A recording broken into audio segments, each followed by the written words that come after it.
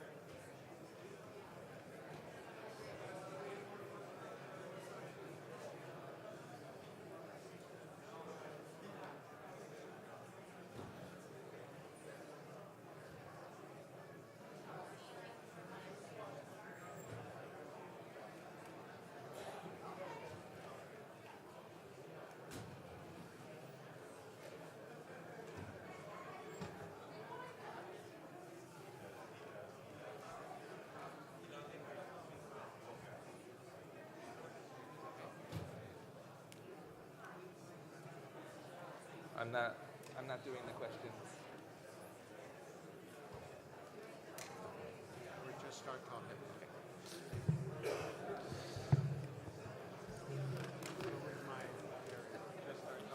Good evening. Welcome to Sinai Temple. I'm Rabbi Erez Sherman, along with Rabbi Nicole Guzik and Rabbi David Wolpe. We are the co-senior rabbis and Rabbi Emeritus of Sinai Temple. On behalf of our community, we want to welcome you this evening and thank CAL FIRE for convening all of us here this evening. Our synagogue and our sister synagogues have been directly impacted by the wildfires, and as rabbis and faith leaders, we have witnessed devastation, but we also have witnessed hope in action. Elie Wiesel, Holocaust survivor, teaches, one must wager on the future and seeing the heroic acts of our firefighters, our police officers, our first responders, watching fellow Angelinos open up their homes and open up their hearts, and experiencing the righteousness exhibited within this very community, hope is personified. We continue to pray for the physical and emotional security of each person impacted by these fires. We pray for the return of each firefighter safely to their homes. And ultimately, we must continue to foster hope, which we know will lead to a future in which we can experience peace yet again.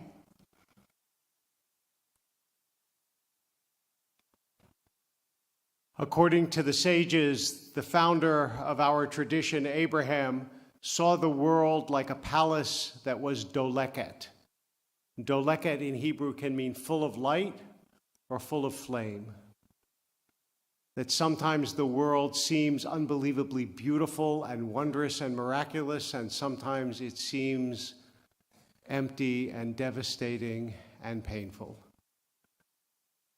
Both of those things have been true over these past several days, and all of us take it as our mission and our hope and our prayer that we turn the flames to light, the loss to hope, and our shattered community to a community as one, moving together into a common future.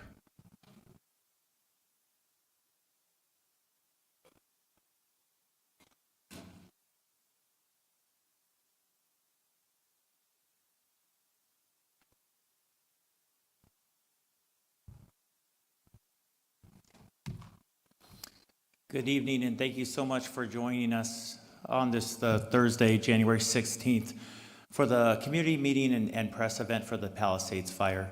We have a lot of folks in attendance. Thank you guys so much for making it out here, and we have a lot of folks watching online as well. A quick reminder that we do these meetings every night virtually at 6:30, so going forward tomorrow, you'll be able to join us at 6:30 online. Some quick figures for this incident. The fire is currently at 23,713 acres. As of this evening, we're at 27% containment, and we have over 5,000 firefighters out here fighting this incident, 5,276 to be exact. The format of this program is going to go like this. We have our agency representatives. They're going to be talking about fire information. We're going to get an ops overview. We're going to hear from our incident meteorologist, and then hear from our agency representatives to talk about their part in this wider firefight. We're then going to open it up to community question and answer. We want to hear your questions. We have cards in the back. Hopefully some folks wrote questions as they walked in. We'll also be taking questions from the online audience. So we'll gather all that. We'll deliver it to the most appropriate representative. And then we're going to move into our dignitaries, our elected officials, our folks who are representing us on the big stage, supporting us in this firefight.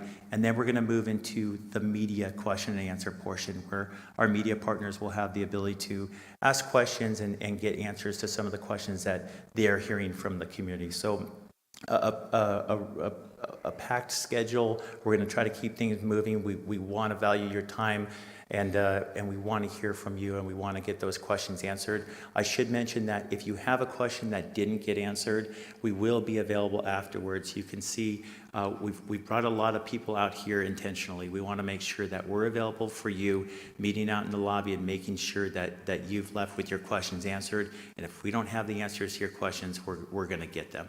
So we'll go ahead and kick it off with our operations section chief. They're going to give an overview of the current fire conditions and the operational situation.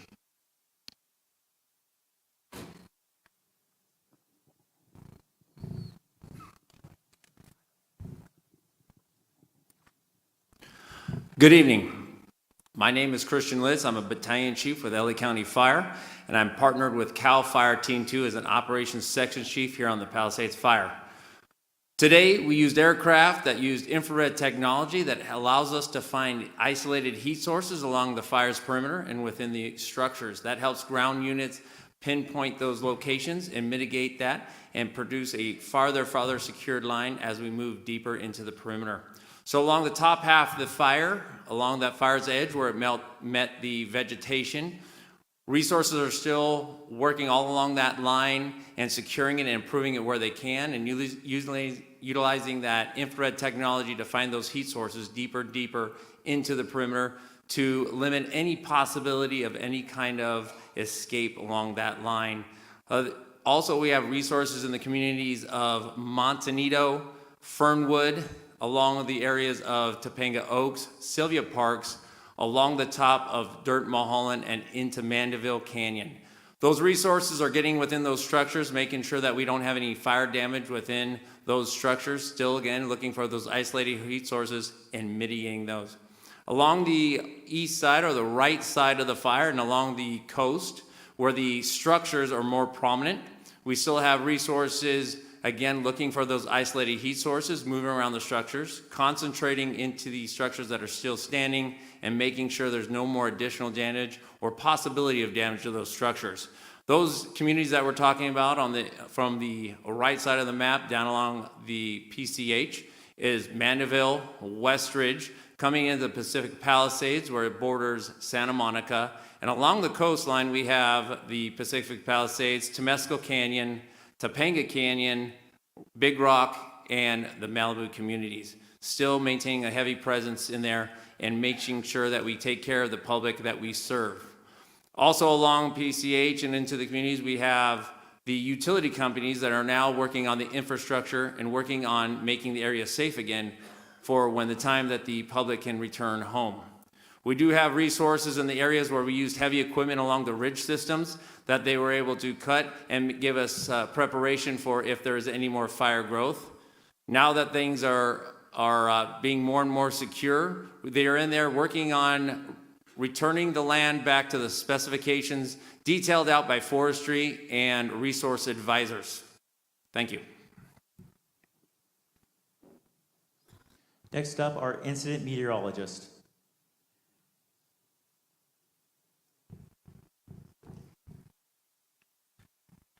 All right, good evening, everybody. Rich Thompson, incident meteorologist with the National Weather Service, assigned to the Palisades incident. Last week when this fire broke out, the area was experiencing one of the strongest Santa Ana wind events that we've seen in recent memory. Those strong Santa Ana winds combined with very critically dry fuels led to a very extremely critical fire weather environment, and when the fire ignited, it spread very quickly and explosively. Now, since those first couple of days of the fire, we've been under a persistent Santa Ana wind pattern up till today. Finally today, that Santa Ana pattern broke, and now for today through the weekend, we're going back into a more normal mid-January sort of pattern. Got on those onshore sea breezes moving across fire, going to bring cooler temperatures to the area, higher humidities, and all that's going to be very good for the firefighting efforts. Unfortunately, as we go into the beginning of next week, beginning Sunday night and continuing through most of next week, those Santa Ana winds are going to be returning to the area. Right now, probably expecting weak to moderate Santa Anas sometime during next week, especially on Tuesday and Wednesday.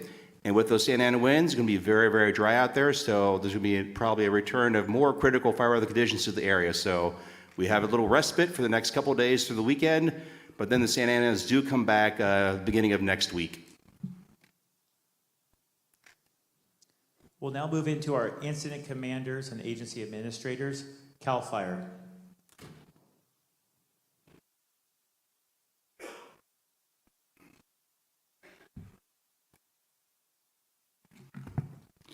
Well, good evening. My name is Jim Hudson. I'm the incident commander of CAL FIRE Incident Management Team 2 and part of the Unified Command for this incident.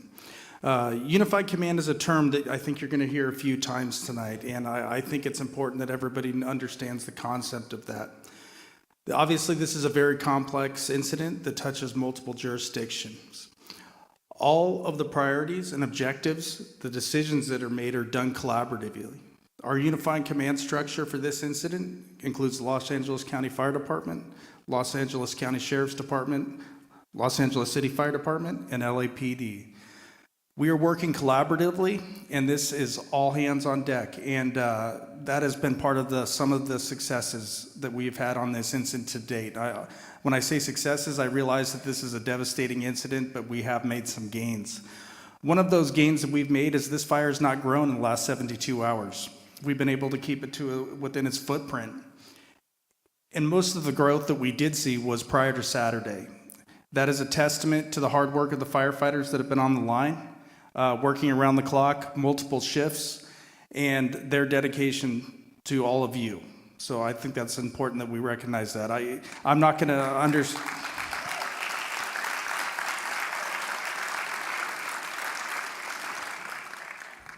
I in no mean, by no means underscore what is left ahead, but I want you to know that we are 100% committed, all the agencies that are represented.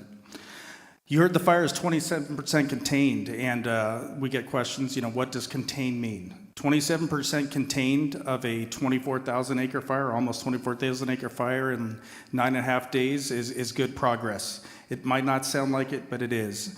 What containment means is we are 100% completely confident that that fire is not going to cross the line. What I spoke about in the containment we gained in stopping the forward progress, doing a Santa Ana wind event, was challenging, but we were able to do that. And with the weather changes, we do expect the containment to grow over the coming days. And we will keep you updated on that as well.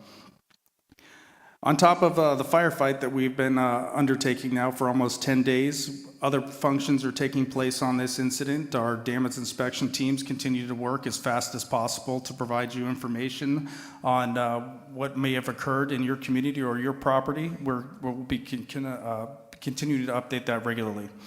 Our watershed emergency response teams, which do analysis and modeling of burns or soils burn severity, which they analyze what is the potential or risk management for flooding or debris flows. They've been out there working tirelessly, and we expect that report to be completed as well.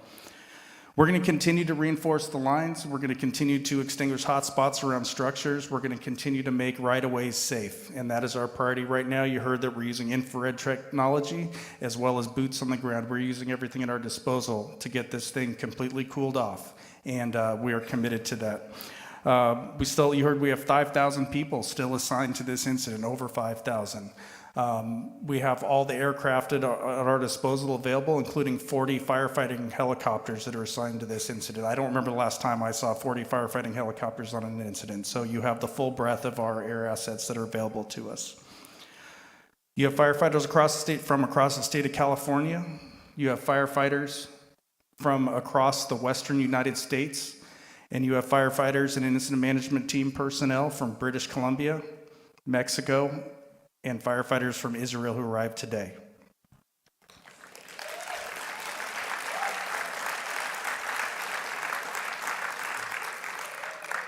Obviously, these are unprecedented circumstances in January. Just for perspective, across the region, what we've seen. To date in California, there have been 164 vegetation fires between CAL FIRE and the U.S. Forest Service, totaling 40,695 acres. This date last year in 2024, there were 68 fires for 3 acres. So obviously, challenging conditions. We're continuing to be prepared for it. CAL FIRE has resources pre-positioned in Southern California, all over Southern California. We have resources staged to mobilize to any new fires in this area and assist us if necessary. So we'll be prepared for that. So we'll continue to provide you information. If you would like to go to the CAL FIRE page for updated information, simply go to fire.ca.gov, and that'll be the most information we have. Thank you. Next up, Los Angeles City Fire Department.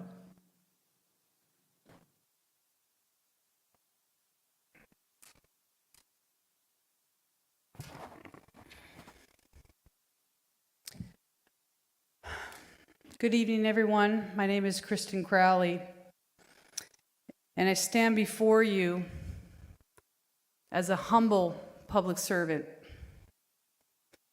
I have the honor to wake up every single day and represent the 3,779 sworn in civilian members of the Los Angeles City Fire Department.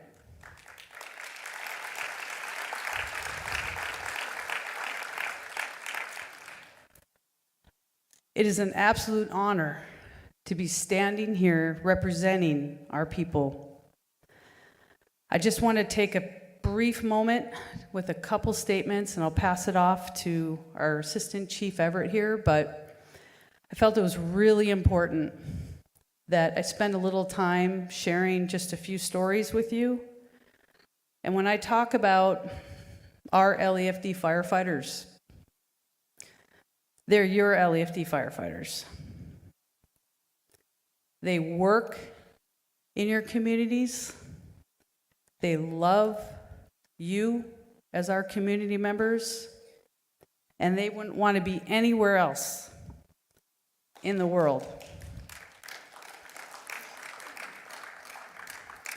With that, we will remain steadfast and dedicated from day one, when that fire started, all the way through to the end. I promise you that, as your chief, that the LAFD will stand with you as you continue to clean up and rebuild your communities.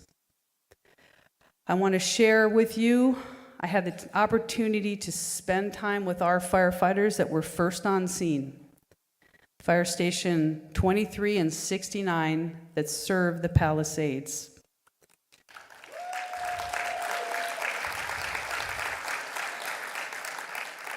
And what I can tell you, same thing I told them, is to hold your heads up high. You served the communities that we love to the greatest capacity. And I want to make sure that you understand that our firefighters who were there that day and throughout the rest of this event, they feel your pain. They are going to continue to support you.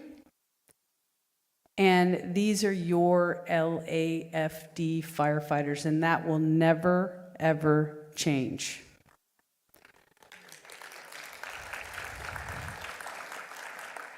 So as we move forward, I can tell you, second by second, breath by breath, together, and I mean together, the LAFD is not going anywhere. We will continue to uplift you. We will continue to support you.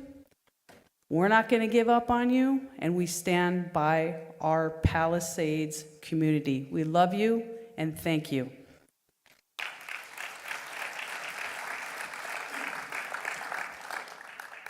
Thank you, Chief Crowley, and thank you for your leadership during this. My name is Joe Everett. I'm the Assistant Chief for Operations West Bureau for the LAFD, and that area includes Hollywood, Bel Air, Brentwood, Palisades, all the way down to the ocean, and a little bit of the airport. I work under the command of the Deputy Chief of West Bureau, who's here tonight, who works directly under the command of Chief Crowley. Just a little bit more about me, and maybe it doesn't matter, but I think it does. I'm a third-generation firefighter, and my grandfather's first assignment in 1937 was Fire Station 69. And I'll just tell you a little bit more about that story. He loved the Palisades so much that he rented a house on Monument, a small house. Then he found a piece of property on Bester, and he raised his family there. And that house burned down the other day. Anyways, my father later retired as a Captain 2 at a Fire Station 69. And my son's here today, and I distinctly remember him being in the captain's office with my dad while I was studying for captain, hanging out with my dad. Maybe, helped me get some opportunity to do a little bit of studying. So I became a battalion chief, and I go back to that area, Battalion 9, and I've served that area for 4 years, and then now I'm there serving it as assistant chief. And why might I tell you that is my blood runs deep there. Some of you know me, I've spoke to you tonight, and it's extremely, extremely hard for me to look you in the eye, knowing that, quite honestly, I feel like I failed you to some respect. Moving on, let's get into business.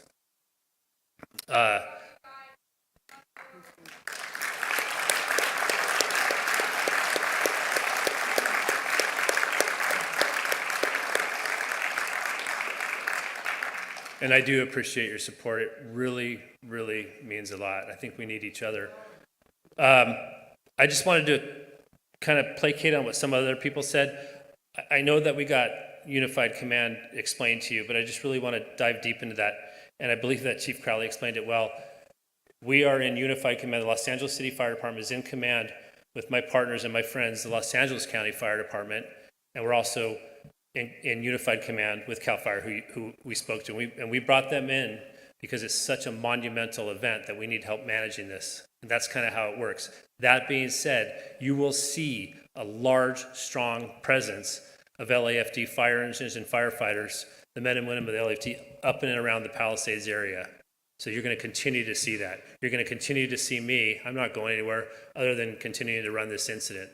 And on that note, I think we're on day, I've forgotten, we're on day 10. I live in an evacuation order, so I haven't really been home.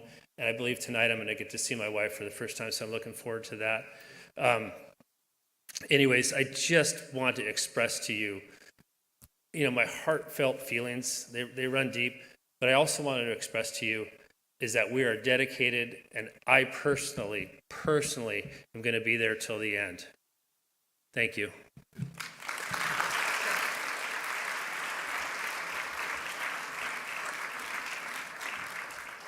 Los Angeles County Sheriff.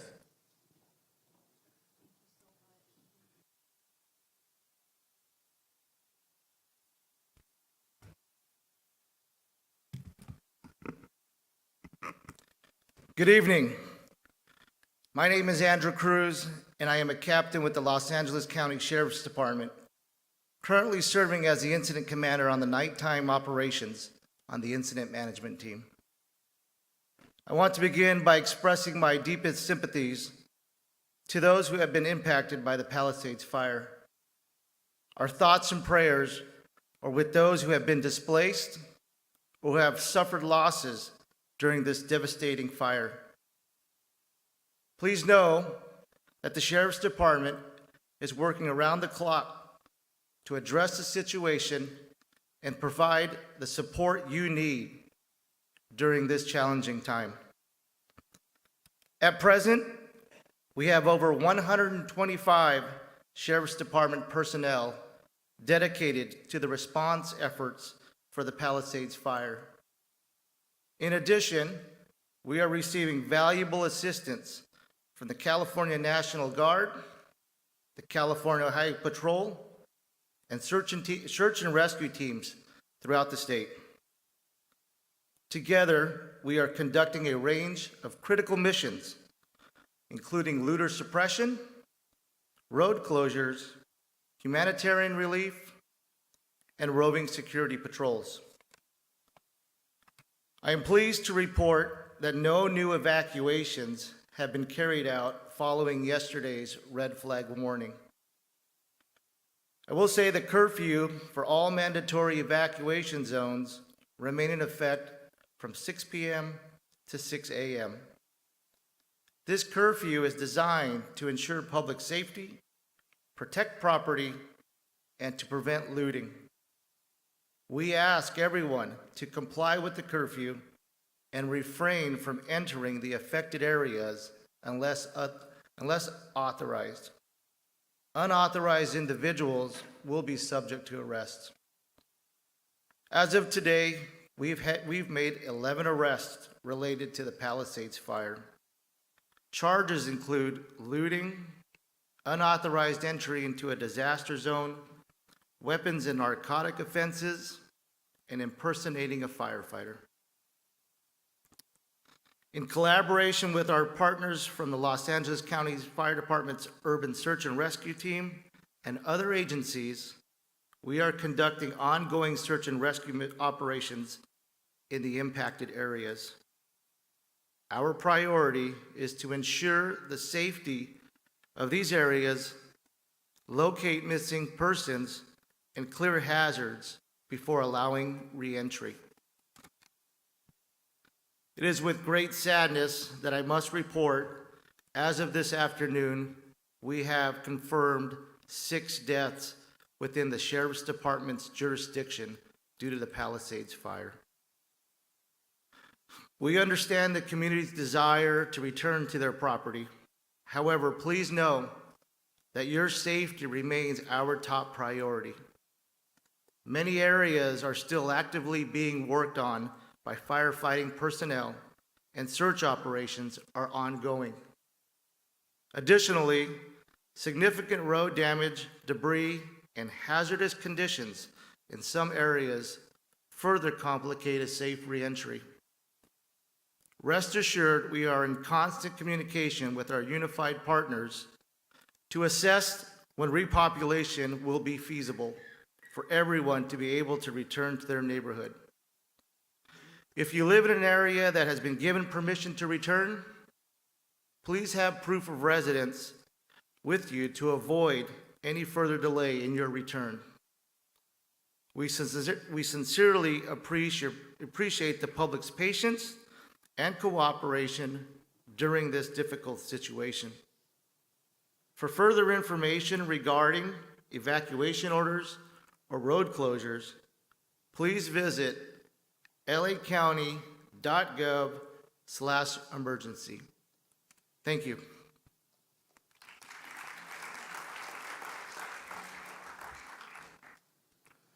Los Angeles County Fire Department.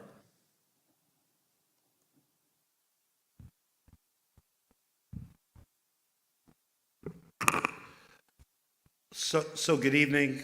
My name is Anthony Maroney. I'm the Fire Chief of the County of Los Angeles Fire Department. And with me, I have Deputy Fire Chief Robert Harris, who's the LA County IC that participates in Unified Command. Before I begin, I just wanted to thank the rabbis here at Sinai Temple for inviting us into your home to host this important meeting so we can give you the vital information that you need. I would also like to thank and recognize our American Sign Language interpreters. You have been with us at every press conference that we've had, so thank you for bringing a voice to those that are deaf or hearing impaired.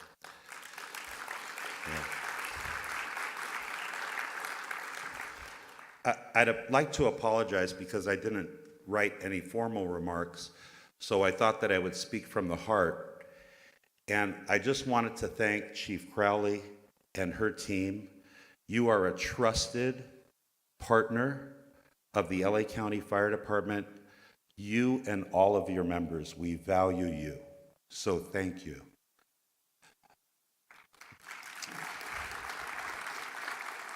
It was a little strange for me to actually be sitting in the audience and hear about reports of structures lost. And I want you to know that we realize that those structures are your homes and your businesses. And you might be facing from this fire one of the most difficult incidents that you've ever had to deal with. For that, I profusely apologize. Not because we did something wrong, but because we weren't able to protect a life, prevent a death, save your home, or save your business. So my apologies to all of you that you have to go through this absolutely terrible incident with us. But I must tell you that in my 39 years with the LA County Fire Department, I've never been more proud of the work my personnel did on Tuesday and Wednesday, fighting this destructive fire. I'm proud and thankful to the County Board of Supervisors who support me and my fire department and my personnel. And I'm proud of the community that supports us. So thank you. I'm sorry. We're going to get through this together. And I want you to know that we did our very best. Although we focus on stories of tragedy, I've heard so many stories of triumph. Lives saved, houses protected, and businesses that are still standing. So thank you, and I'd now like to turn it over to Chief Harris.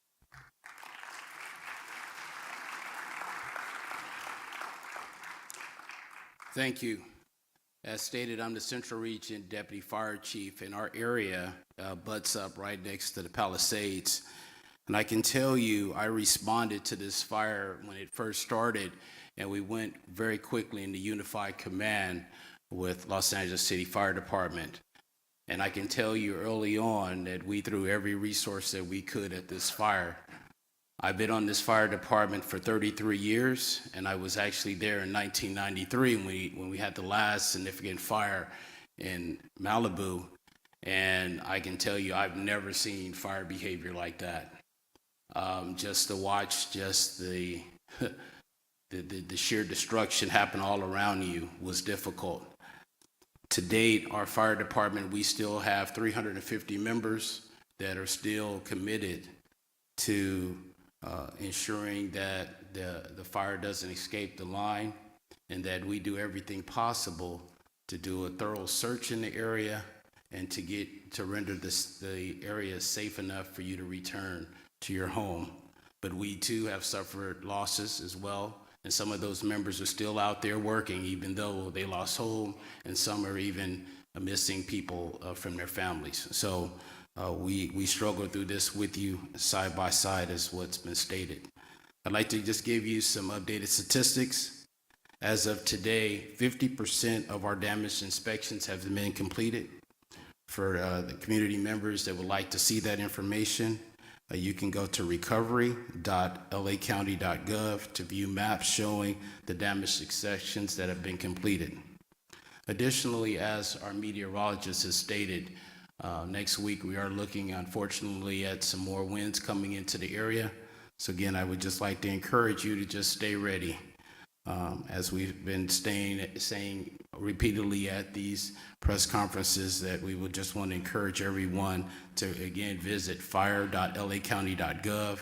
There you will be able to view the Ready, Set, Go information, and that just talks about everything that you can do to prepare your family in the event that we need you to evacuate an area.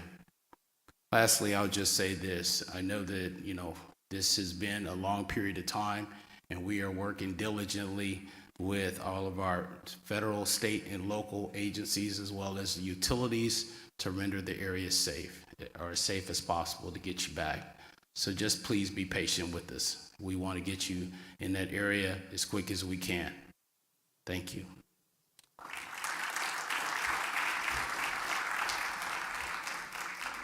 Los Angeles Police Department.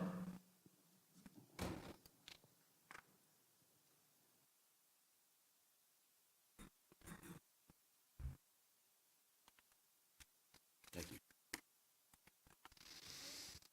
You understand a guy from Boston?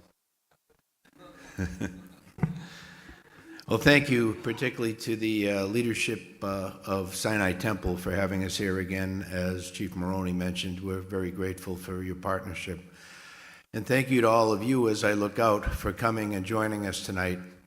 This is a tragic, but really a special time in LA's history, where we all deal with the situation that we have in front of us.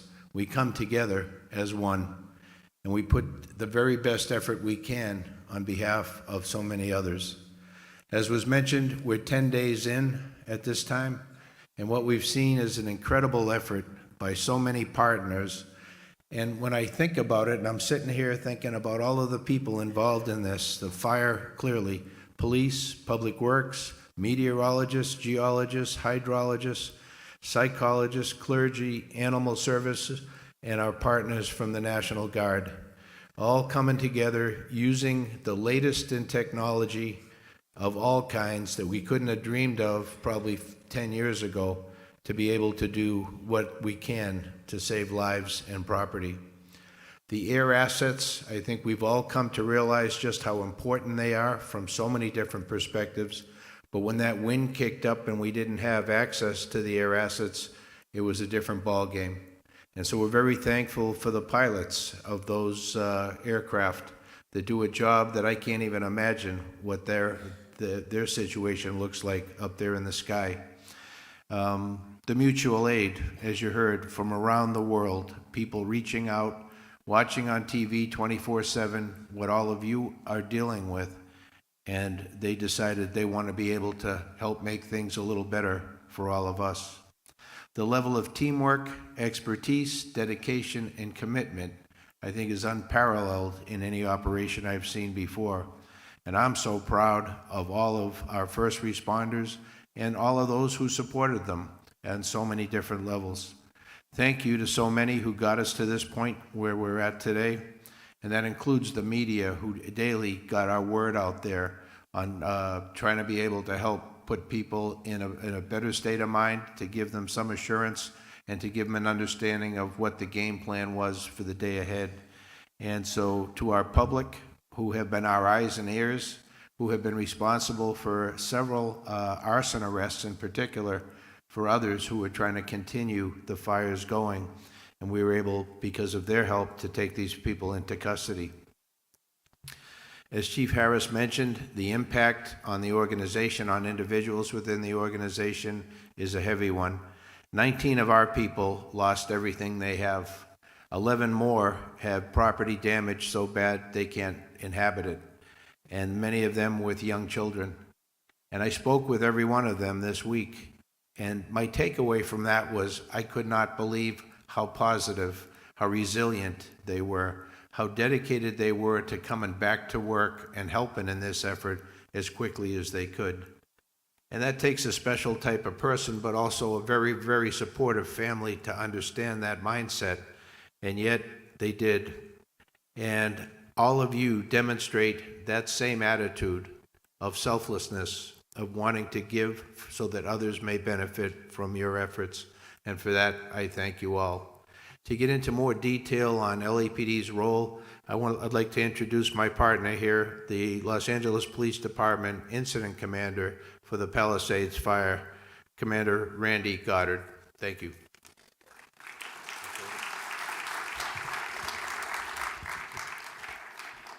Thank you, Chief. Just on a personal note, communities that have been affected by the fire have been in my thoughts and prayers, and I know the men and women of the Los Angeles Police Department, in my conversations with them, you've been in our thoughts and prayers. So, Chief Everett, back in 2019, Chief Everett and I worked on the Palisades fire in 2019, as well as the Getty fire. I was a captain here at West Los Angeles during that time, and I can tell you that powerful story that Chief Everett shared. He has everything in his heart for this community, and he, along with his firefighters, have done everything they can to support this community, and every word he said is absolutely true to the bone. When I was sitting here, I was getting past a few questions, so I'm going to alter my prepared comments based upon the questions that I'm getting and what's really important to all of you. So I'm going to start with repopulation. Everybody's asking when they can get back and see their homes. I understand that. And like my unified command talked about, every day we meet, our objective is to try to get people back to their homes as soon as possible. However, there's a lot of logistics that go into that. Right now, we're still continuing the urban search and rescue.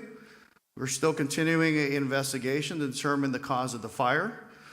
We're still working with utilities, gas company, power, water, roads, to make sure that the actual locations are safe to return to.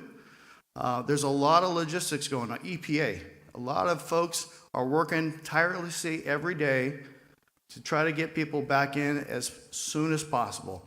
Today we had a win. We made some progress.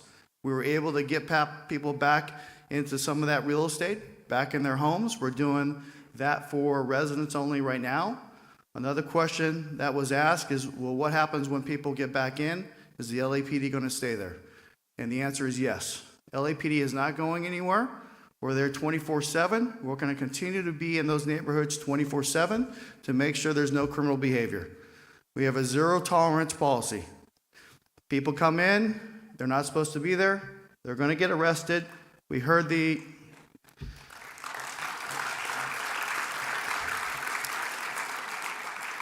You probably all heard the chief and the sheriff and the district attorney talk about full prosecution to the extent of the law to bring justice.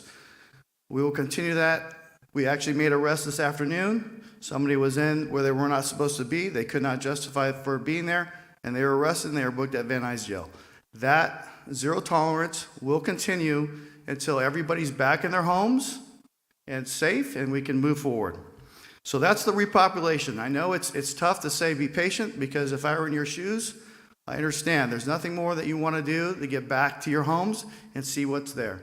And I want that too, as all the unified commanders, as well as your elected officials, and we're going to do everything we can every day to make that happen as soon as possible once it's safe to do so. Moving on here. So with that, that's the most important thing. I talked about the security. I talked about what we're going to do. We're working with a bunch of partners out here. I want to say thank you to some of our city family partners. Los Angeles Airport Police, Los Angeles Port Police, our partners at California Highway Patrol, National Guard. We obviously could not do this without that unified effort, everybody coming together to keep these communities safe. So thank you for all those partners, and I will end with that. Thank you very much.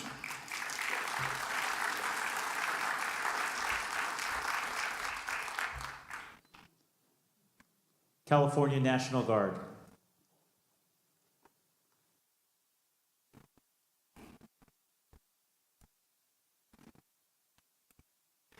Good evening. I'm Lieutenant Colonel Manuel Reno.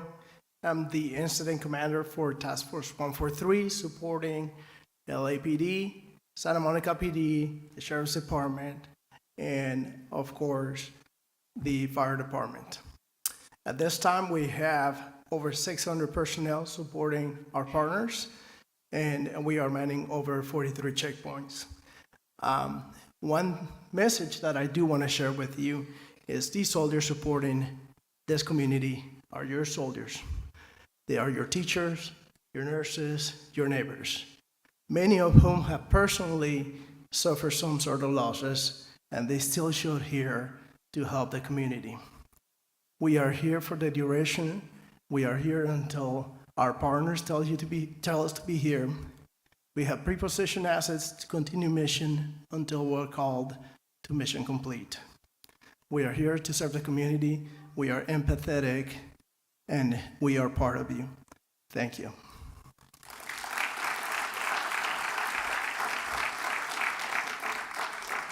City of Los Angeles Emergency Operations Center.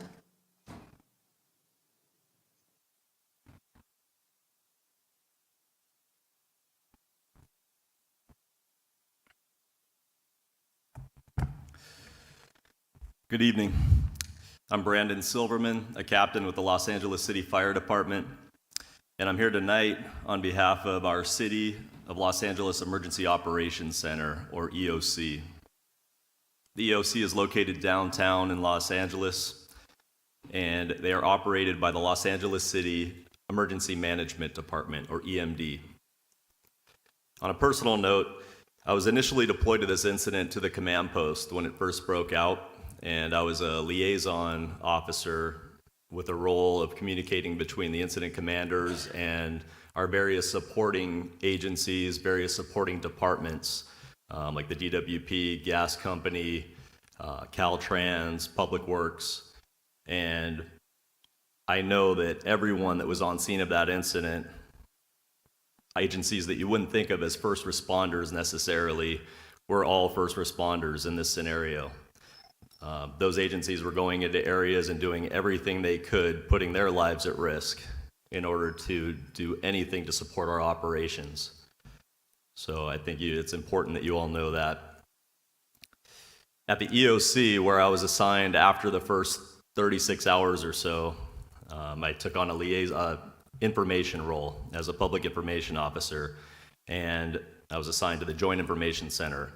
At the EOC and the Joint Information Center, or JIC, we have officials from every city department, as well as representatives from supporting agencies and organizations, all under the same roof, to help facilitate everyone's goal of responding to this disaster and getting through the recovery process together. As you've heard from our incident commanders, firefighting, search, and inspection efforts continue, but great progress has been made. This allows us to begin focusing on the long and challenging process of recovery. While you may or may not be able to return to your properties at this time, you can still get started with the recovery process now if you're ready. You can visit lacity.gov and click on the LA Wildfire Recovery link for information and resources. You'll find assistance for individual families, property owners, businesses, and housing services. You can also start a damage assessment claim at this website. You'll also find contact information and a process for those in need of assistance locating a pet within the evacuation area. These are just a few of the resources that you'll find online, and additional links to assistance are being added regularly, so please check back often. You can also visit a Disaster Recovery Center, or DRC. In addition to the East Side location in Pasadena, the West Side DRC is located at 10850 Pico Boulevard, Los Angeles 90064. That's the old West Side Pavilion that's now part of the UCLA Research Facility, very close to here. This is a one-stop shop for information and resources designed to assist residents and business owners with processes like replacing lost vital records, including driver's licenses, birth certificates, death certificates, and Social Security documentation. There are also representatives to help you start the application process for disaster relief loans. Assistance for replacing needed medication, as well as mental health counseling, are also available at this location. As of this evening, since it opened at 1 p.m. on Tuesday, over 780 households have visited the Westside Disaster Recovery Center alone. It's open 7 days a week from 9 a.m. to 8 p.m. and will remain open as long as necessary to provide services to those impacted by the Palisades wildfire. Again, for more detailed information and links to all of these recovery resources and more, in addition to the LA County Recovery website, please visit lacity.gov. And for social media users, our city's Unified LA accounts are active and providing updates regularly. We realize that much of the information being provided by state, county, and city agencies and websites may be overwhelming. In many cases, it's redundant, but that's intentional. Our common goal is to ensure that everyone who needs assistance or information can access it as easily as possible. We also know that this is an incredibly emotional and often frustrating time for many of you, especially since the situation is constantly evolving along with available information. But please know, along with our partners, your entire LA City family is doing everything we can to support you as we all recover from this disaster together. Thank you.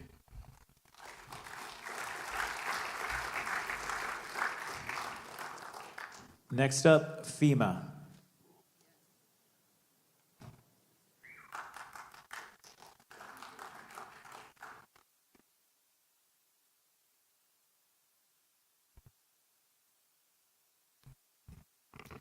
Good evening. My name is Carol Freisinger, and I am a Disaster Survivor Assistance Specialist with FEMA, or DSA. I just want to quickly share with you a few suggestions on how you can jumpstart your recovery with FEMA's help. Number one, file your insurance claims for your home, other property, and your vehicles. That is the very first thing you will hear FEMA people like me ask you to do. Second, contact FEMA. You have 4 ways of doing that. Number one, we have our helpline, which is 1-800-621-3362. It is open 24/7. Second, go online to disasterassistance.gov. Third, my predecessor here just mentioned the disaster recovery centers at UCLA Research Park West and at Pasadena Community College. Avail yourself of those services. As was indicated, there is not only FEMA, but a wide range of other services there that you might find useful for your recovery. And fourth, you can use the FEMA app on your phone. My colleagues and I will be out in the lobby this evening, and so we have FEMA staff here to help you register or just to answer your questions about the recovery process and how FEMA can help you. Thank you very much.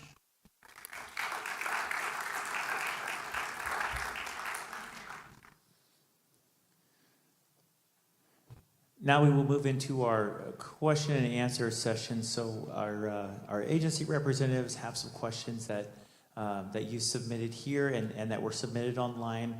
We'll have them come up one by one, answer the questions they have, and following this portion, we'll move into our distinguished guests and have them up here to present. So if we want to make our way down the line and answer some questions, do we have any questions in this row? LA County Sheriff.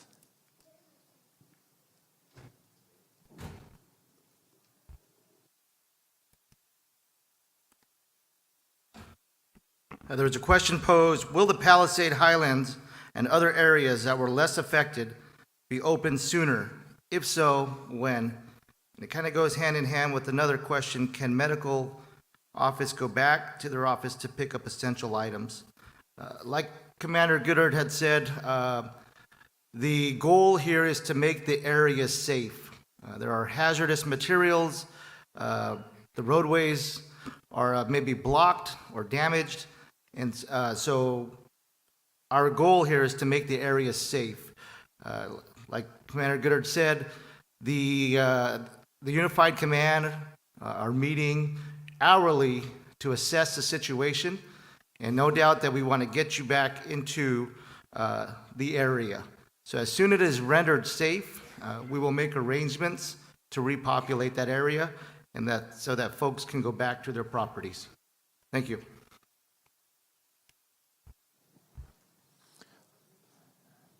Los Angeles Police Department.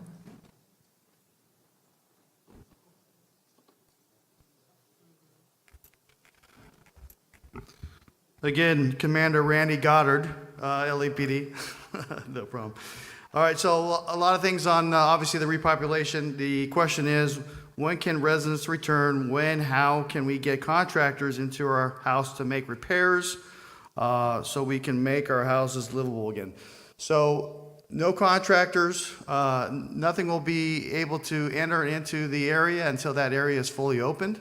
Right now it's for essential services, emergency personnel, utilities, those type of things. Once we get to the point where it's a full reopening, you can get contractors back in there to make those necessary repairs and start to rebuild. One thing that goes with this that was brought up this morning at the IC's briefing, the Incident Commander's briefing, is once that area is rendered safe, what that means is the roadways have been rendered safe. That does not mean your property has been rendered safe. That is something that is not going to be determined by any of the Unified Command or any of the resources. That's something that is left up to the community member, the homeowner. Last question. What's the approach to subdividing the evacuation zones to enable earlier reentry? So that's exactly what we're doing. I'm trying to give every foot of real estate that we can give back through our Unified Command, every foot that we can give back, as soon as we can give back, we are giving back. We're not holding areas until we get a larger area that we can repopulate. Every day we're looking at that. Every day we're having those conversations, and every day anything I can give back as a Unified Command, we're giving back once it's safe. Thank you.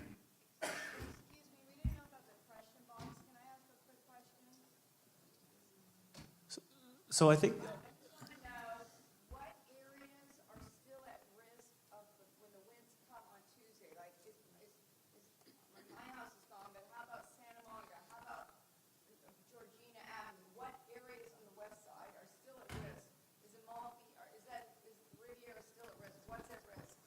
We're going to have our partners from CAL FIRE come on up.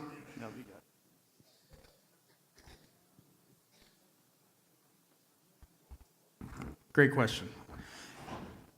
So with the Santa Ana winds, obviously it's typically a northerly flow, and that goes, or northeasterly, and goes directly towards the ocean.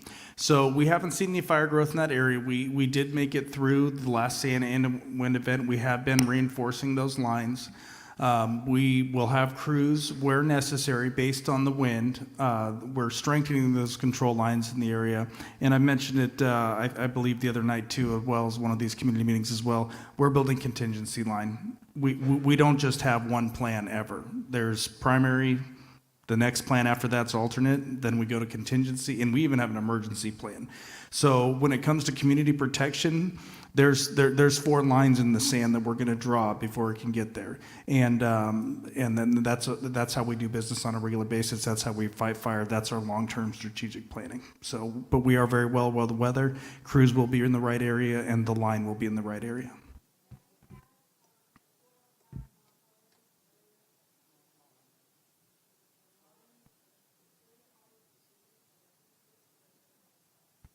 Yeah, a little bit hard here. I apologize. Our operations section chief is can give you those specifics when he comes to answer his questions for specific streets, but I just wanted to speak globally about communities and how we do our long-term process.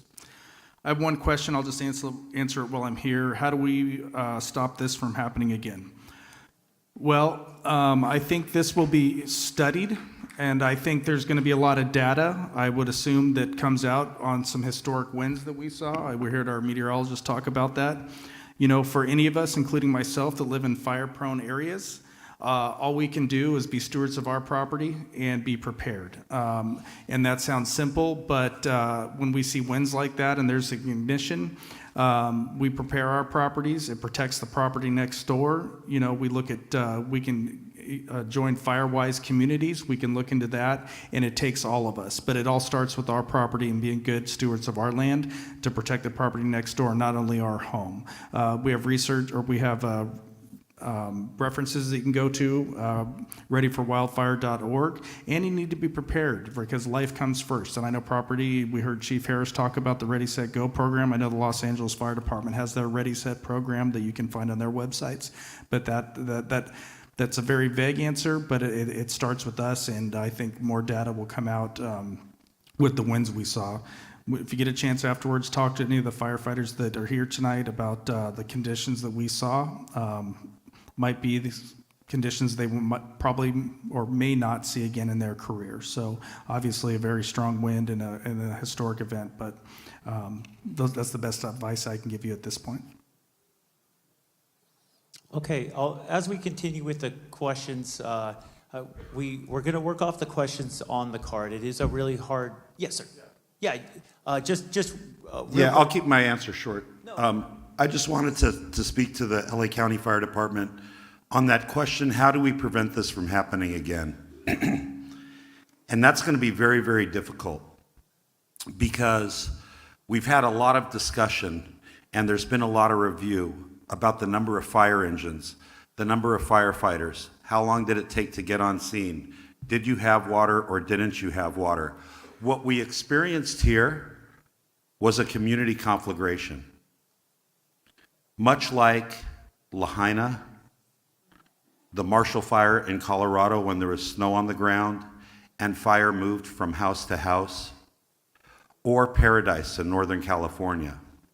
What was different this time is that a community conflagration occurred in a metropolitan area. LA City and LA County Fire. Over 200 fire stations. We have 9,000 firefighters in the Los Angeles County area between the 29 departments. The challenge now, like Chief Hudson said, is going to be to build Firewise communities. It's to make sure that when we rebuild, which will occur, that those structures are standalone, that a firefighter or a fire engine is not going to need to be at your home for it to survive. We need to make sure that defensible space is appropriate and that it's enough. And lastly, due to climate change, we need to manage our wildfire ecosystem. What we've essentially done in Los Angeles County is remove fire from the natural environment. When the native First Peoples were here, the fires burned in these hills. And they even had cultural burns. We now no longer allow fire to propagate naturally. So when it occurs under 100-mile-an-hour winds or 70-mile-an-hour winds, it is impossible for Chief Crowley's firefighters or for my firefighters to put that fire out. And this event was different. I've never seen fire behavior like that in 39 years. This incident is going to go down as the most destructive fire incident in the history of Los Angeles County. We would love to be able to stop it next time, but I don't want to lie to you. It's going to be very difficult unless we change a couple of important things. So thank you for understanding that. Thank you.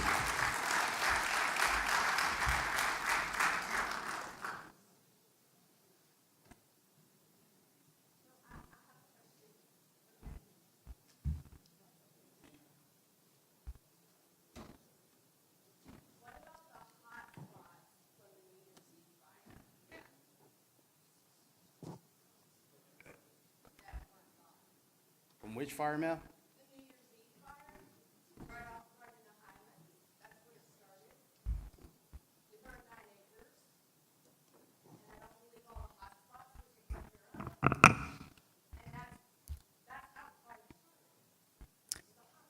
So thank you. Thank you for your question, ma'am. So let me just give you a little information. So thank you very much for that. We've had a lot of questions about that specific fire that was about 9 days prior. What I can tell you is that we've pulled together, and Chief McDonald can come up and also provide some additional information about the team that we've put together to make sure that we are connecting those dots if there's dots to be connected. There's a national investigative team that is working that has the absolute best of the best that was pulled together after, I say actually at day 2. So from the likelihood of where it started, how it started, did it start 9 days prior or not, I can tell you we've got the right team that is digging into every single detail. And if that indeed is what had happened, they will find that out for you. We owe that to you as a community to understand where and how this happened, where and how this started. We want to know as much as you want to know. I can tell you that. And I can also say that we put together the right team to figure it out for all of us. So, yes, ma'am.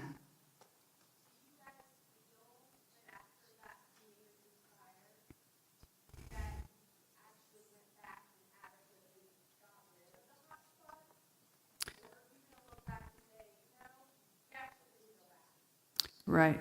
I can tell you that our team who responded to that particular fire, and we've got the incident commander from that, I'm not sure if, Chief Everett, you've got information on that. We won't leave a fire that has any hot spots. But with that, I will tell you that the investigation, the team that we have on board right now, will be able to determine whether or not that did indeed happen. It's under, I know you hate to hear that, it's under investigation, be patient. But I tell you, I guarantee you got the right team who will tell you the truth and what they find out. They're investigating that, they're aware of that fire.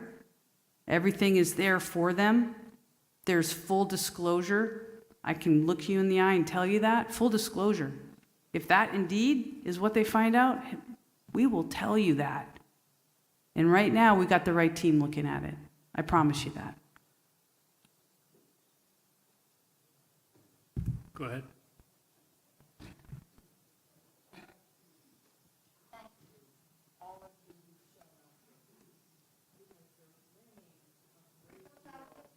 Can someone give her a mic or something, please? Is this the time to introduce algorithms of artificial intelligence? Because that might be the way to help prevent statistically this reoccurring. Chief, sorry, real quick before. So the question was about artificial intelligence, And our apologies, we did not set this up in a format where there's back and forth, only because the capacity and the challenge that comes with this many people. We have folks online who can't hear the questions. We have a lot of folks with a lot of good information waiting to speak. So we're going to work off the cards. We are all going to be available once this is complete. So if we could please allow us to work off of the cards with the questions submitted, we're going to move into the presentations. We're going to allow our media a chance to ask questions. None of us are going anywhere. We're all going to be available for questions, but we can't continue to take questions or we're going to be here until 2 in the morning. We want to be available for you, but please, out of respect for everybody's time, let's work off the cards, and then we will move into our speakers. I'll just close the loop really fast on the fire on New Year's Eve. I was not there. I was out of town. However, when that fire broke up, I got myself and my deputy chief were up on the phone talking to each other and talking to the incident commander. I can tell you those people on that fire ground were highly qualified and well trusted. They also did what they called a cold trailing operation well into the next day. We kept a patrol well over 36 hours. We kept the hose line on the hill. We kept it plumbed just to go back and continue to patrol. That fire was dead out. If it is determined that was the cause, it would be a phenomenon.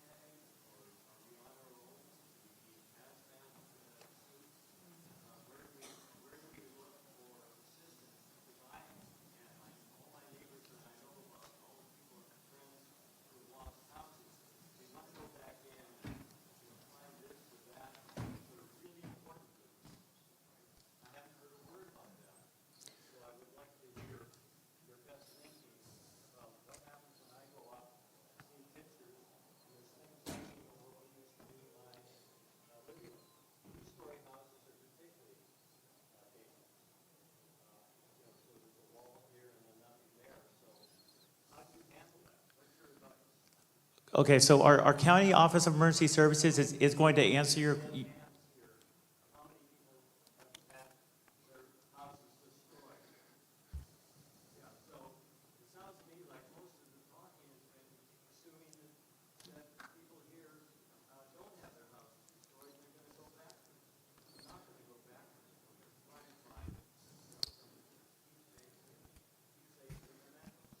Understood, sir. We're going to have our OES friends talk. The tricky part is we have thousands of folks online who are trying to participate. They can't hear anything you said, and we mentioned that we're trying to keep the format. So we're going to answer that question. Please, no other questions from the audience. We will be available for you after the show. Please respect everybody's time. We're going to answer this question. We're going to finish the cards, and we're going to continue on with our speakers. Thank you.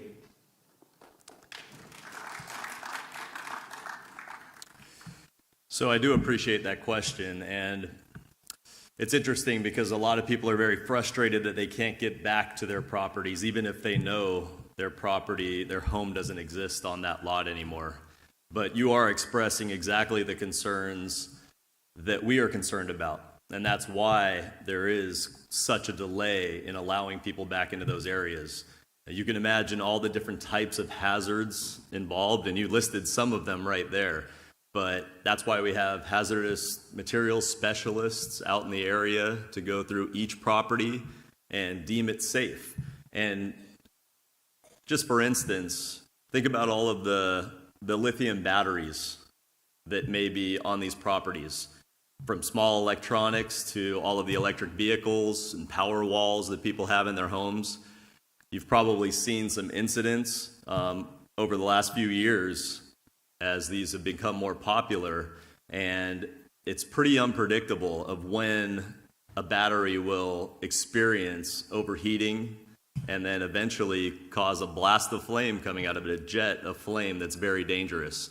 So with the area that's covered by this fire disaster area, this whole zone needs to be methodically gone through for all of those hazardous materials. In addition, once they deem it safe of all of those hazards, chemicals and such, there will be resources, and some of the resources are at the Disaster Recovery Center right now. They're nonprofit groups, volunteer groups that assist in that recovery process. They have tools and equipment as far as goggles and face masks, shovels, buckets, whatever you might need, protective clothing. There will be a lot of information given to you over the next week or 2 weeks, 3 weeks, as long as it takes in order to prepare you for that task of going back to your properties. So we want you to be patient, but that is a perfect example of why it is taking as long as it is to be able to release these areas to everyone to go back into their homes or their properties. You hear that term homes quite a bit, and I've heard people get upset when we mention homes. But some of you do still have somewhere to go back to, and we understand your frustrations that you haven't been allowed back to your homes that are still standing, but they're intermixed with other areas that are very, very dangerous. So we just ask that you be patient with us, and we will provide you all of the resources you need to return to those areas safely whenever we can.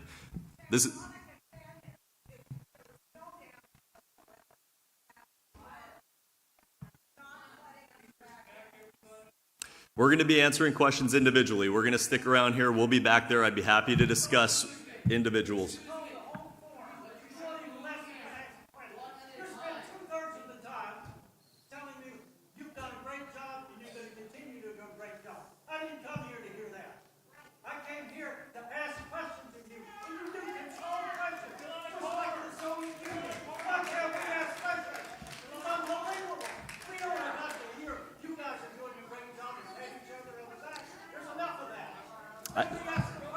I understand you're frustrated, sir. As was described, there was a process for asking questions on cards.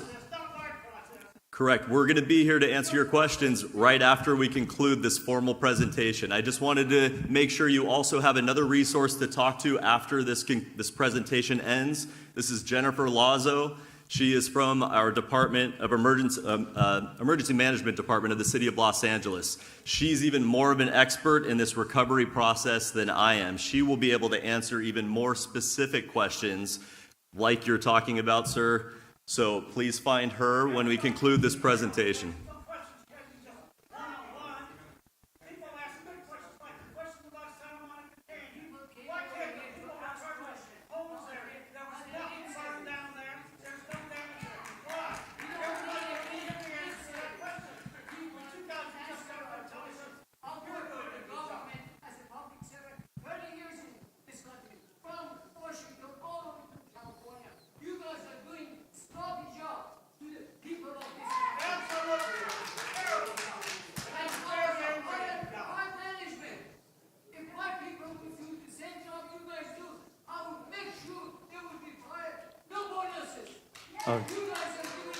Folks, unfortunately, we will not be able to continue this program, sir. Sir, nobody else will be able to get any information, sir. Please. We want to continue this program. We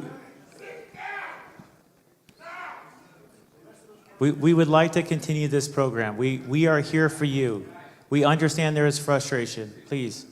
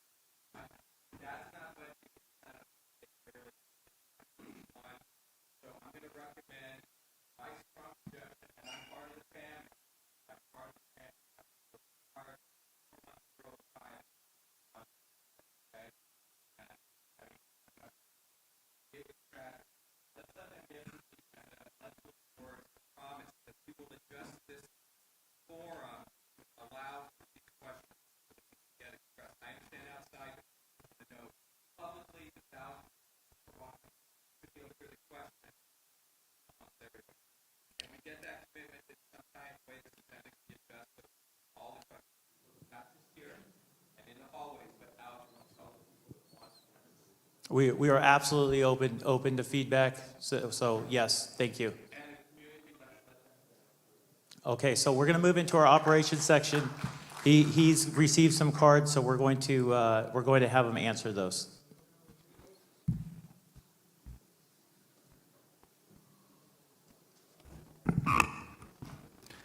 Hello again, Christian Litz with operations on the Palisades Fire. We've got 2 questions here on this card.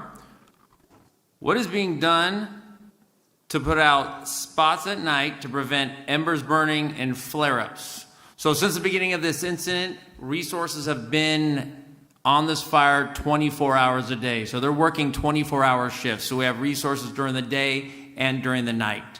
As I talked earlier about aircraft that have infrared technology, they are flying several times during the day. We have a 10 o'clock flight, a 4 o'clock flight, and then we have several flights into the evening. That technology is being passed down even as the aircraft is in the air down to personnel on the ground so they can actively and aggressively attack those isolated heat sources to prevent any more flare-ups or embers burning. We also have the ability of multiple aircraft, helicopters, that could still drop water during the night to allow those ground resources to give them extra support so that we can do what we have to do. Second question is, what is the possibility of a community task force under the fire department supervision to prevent this? So as I have said, we are 24 hours a day. We have resources all around the perimeter of the fire, interior of the fire, and even in the communities beyond. So until it is safe, we would like to keep the professionals that are trained, that have the right equipment to do what they have to do and use the technology. There will be a time and place for volunteers, and we appreciate people volunteering, and everybody's willing to help. And it's the passion that we see in everybody here is tremendous. When it comes time for that, you can reach out to the liaisons on the IMT that we have, so CAL FIRE Team 2, and then we can make things appropriate and make those notifications. Thank you. Next up, FEMA with a couple of questions. Good evening. My name is Michael Hart. I am a press officer here in the FEMA press office working out of the Pasadena office here. Have 2 questions for FEMA. The first one is, when will FEMA issue any payments? Once your application process is complete, you can expect to receive payment anywhere between 48 to 96 hours, depending on whether you're going to receive it electronically or via the mail via a check. And the next question is, well, that's going to be based on your individual application. Next question is, will FEMA pay for healthcare costs for people that need rehabilitation from trauma? And the answer is yes, if that rehabilitation service is part of an incurred expense from the disaster. So you can work through your work with your FEMA representative as you work through your application process. And if that expense was incurred based on the incident, then it will be part of your grant payment.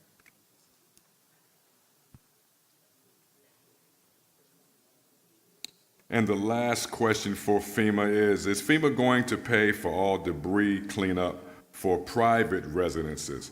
And that is a possibility if the debris is affecting access to your property or is affecting the habitability of that property.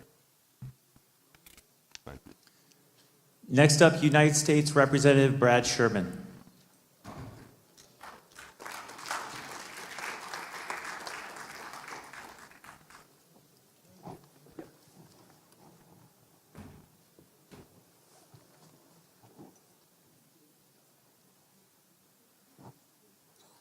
Hello. For decades, I've been known as Brad Sherman from America's best named city, Sherman Oaks. I've represented the Valley. 2 years ago, they added certain parts of the west side to my district, the Palisades, Topanga, Brentwood, Malibu. I want to thank the firefighters that are here, that are putting their lives on the line to protect so much of our community. And I want to thank the rabbis of Sinai Temple. I was talking to Cal Fire, and they said we needed a really large auditorium, and this outfit has turned us down, and UCLA within 1 hour, they said yes, and that's why the community can be there. Now, the number one question we've got is, when can you get back in your home? That's been addressed by firefighters, but I may have some more useful information. The first thing you've got to ask is your home in the fire perimeter? And that's why you're going to go to this website and to see whether you're in the perimeter. Now here's the bad news. If you're in the perimeter, it's going to take a while. EPA has to come in. You may have toxic materials there of various sorts. The building materials are not designed to be wholesome when they burn. You've got car batteries, you've got household cleaners, and so EPA has to get in there. They have to do a lot of other things, of course, the utility lines. What if you're outside the perimeter area? Then they still are not letting most people in. However, they announced today that a lot of areas you can get back in. But the announcement, so far, they haven't published a map. So how do you know whether you're allowed back in? What they've allowed in is, what they've done is they've published, and I'm sure the firefighters let me know if the map is available. But right now, they've published a map that it just says Zone C408. So am I in Zone C408? You go to protect.genesis, that's G-E-N, that's not on the, no, that's not that one. Protect.genesys.com, and you put in your address, and it'll tell you what section you're in, and then you can see whether you're one of those sections. And obviously, and I'm sure the firefighters and the sheriffs hear you very loud and clear. As soon as a part of a section can be opened up, people want to get back. They're anxious to get back. So let's publish the map, and let's expand the map to hopefully everybody who's not at least in the perimeter. So what do you want to do if you can't get back, but you want to know what's happened to your home? You can put your address into this website, and all the homes that have been inspected, and the vast majority have, they'll tell you what level of damage is there. They may show you a picture, and it'll give you some idea. So you say, why in the hell won't they do what they were doing the first couple of days and give me an escort and let me go see my home? That's important physically, it's important psychologically. First, that was a tremendous strain on resources because so many people wanted to do it. And second, they didn't tell you this, there are people who de-evacuate when that happens. They're taken up to show their home, they walk in, they lock the door behind them, they refuse to leave. They have, in part, ruined it for everybody else. What about checking on your pet? You call 213-270-8155. Animal Services will, okay, once again, that's 213-270-8155.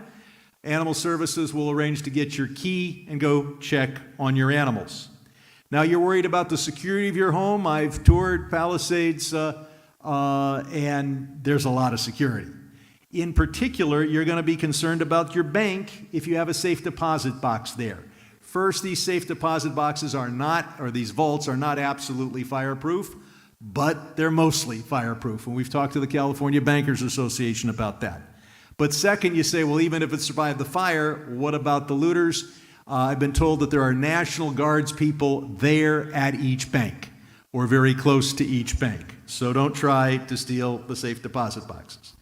I served for a couple of decades on the Foreign Affairs Committee, so I want to take a moment to thank our international partners, Canada and Mexico, who have come to help out. and just recently Israel. And I'll mention that just because I played a role in that. I knew that Israel had resources that would be useful, and had made an offer, but had not gotten an answer. I called the governor. They made the request. I talked to the Israeli Consul General, and Israel's doing something that none of our other aides from other states or countries are doing it. They're doing it without compensation, whereas everyone else we have a joint fire agreement with, and they're getting compensated as they should. But Israel's gone one step further. Postal issues. Arrange to have your mail forwarded. The easiest way to do that is go to any post office, show them your ID. You can also do it online. If the post office can't deliver to your address, they're going to hold it at the post office. Malibu Post Office is now open. Palisades Post Office, your mail is at Rancho Park. Topanga, your mail is at Santa Monica. Passports. The passport office will open on Wilshire Boulevard in Westwood on Tuesday, but it's by appointment. What if you have an urgent trip? You call our office. We try to arrange an emergency visit for you. What number do you call? For everything I'm talking about, but particularly passports, 818-501-9200. Ask for John Alford. Now, most of you might use the passport as ID. The easier ID to get is from the Department of Motor Vehicles. They're one of the 60 agencies at the Disaster Recovery Center, which has been mentioned before, and it's in the old West Side Pavilion, open 9 a.m. to 8 p.m. Dealing with your insurance company, go to my website. I've got some ideas on how to deal with your insurance company. That's bradsherman.house, that's for House of Representatives, bradsherman.house.gov. Some of you know I'm an old CPA, so I can't resist talking to you about income taxation. And these rules apply both federal and state. First, the deadlines have been extended. Everything about income tax, file or pay, has been delayed for the whole county of Los Angeles till October 15th. No interest. Second, as I'll get to, some of you are going to get grants where the government gives you money to help you get back on your feet. Those are all tax exempt. Third, you will want to take a casualty loss on your income tax return. You can put it on your 2004 return even though it's a 2005 fire, or you can put it on your 2005 return, your choice. And you take it as an itemized deduction. The amount you take is your entire uninsured loss of real estate and personal property.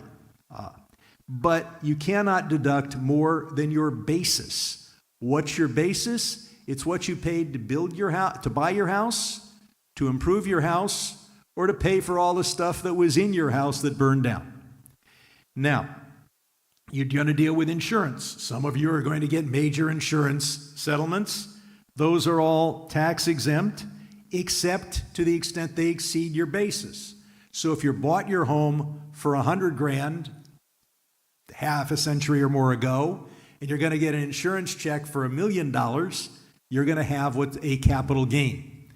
That capital gain is tax exempt to the extent of $250,000 or $500,000 if you're for a married couple, if you've lived in the house for a couple of years, if it's your long-term house.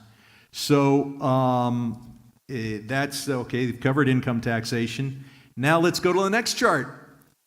FEMA. I know FEMA's here. They're doing a great job. They've put together that center that's on Pico Boulevard. They've got one problem. Some of you have gotten this letter. You go to log on to FEMA, and you indicate you have any insurance, and they send you a letter that includes the words, assistance not allowed. And then you think, my God, I've been rejected. This letter needs to be explained. What this letter says is they're not going to give you any big bucks until they know what your insurance covers. So, what do you get from? So don't take this letter as a rejection. We'll go on to the next, and we'll see what does FEMA provide. First, even when you get that what looks like a rejection letter, you get $770. And that's available to everybody who's affected, including, I believe, those who work in the Palisades but don't live in the Palisades. Second, you can get a $43,600 as a grant to deal with your real property losses. If you qualify for that $43,600 from FEMA, the state of California adds another $10,000 to it. And then you can get another $43,600 to deal with your non-real property losses, particularly your car or your health costs. So that's a total of available money of $97,970. There is more, and that is the they pay for your rental costs while you're out of your home. And that depends on the size of your family, the average cost of rent in the area that you rent in, and a host of other things. But that can be very substantial because some of you will be rebuilding and will be out of your home for a long time. Let's move on to the next, and that's the Small Business Administration. I don't think I know they're not represented here, but these are larger dollars, but they're not grants. They are loans. For a homeowner, it's up to $500,000 to cover the home and the real property, $100,000 to deal with personal property. The interest rate is 4% most of the time, and actually most of the time it's considerably less than 4%. The first 12 months, you don't have to make any payments, but the interest does run. So you got 12 months that you don't have to pay. And the good thing about an SBA loan is they will subordinate. So you may be in a circumstance where you say, well, I get this loan from SBA, but I'm also going to need a loan from Bank of America, and I don't want to go to the Bank of America and say I want to borrow money as a third trustee. They'll laugh me out of the wall. They'll send me down to the high-cost lender, whatever. SBA will subordinate so you can give the private bank a second trust deed, and SBA will get third in line. What about businesses? $2 million can be loaned for physical loss or for economic injury, such as your lost sales. Again, these interest rates are usually around 4%. 12 months, you don't have to pay. It's a higher interest rate if your business is so successful that the private sector is anxious to lend money to you. But for most businesses, most small businesses, it'll be around 4%. Now, a few legislative issues, federal governmental issues. First, Biden has done all he can do, and I think what Biden has done will not be reversed. But what Biden has done has mostly helped our local governments. The firefighting costs for this disaster, paid for by the federal government. The cost to rebuild public enterprise, and I just toured, or at least saw from a distance, Pali High School, will be almost entirely paid for by the federal government.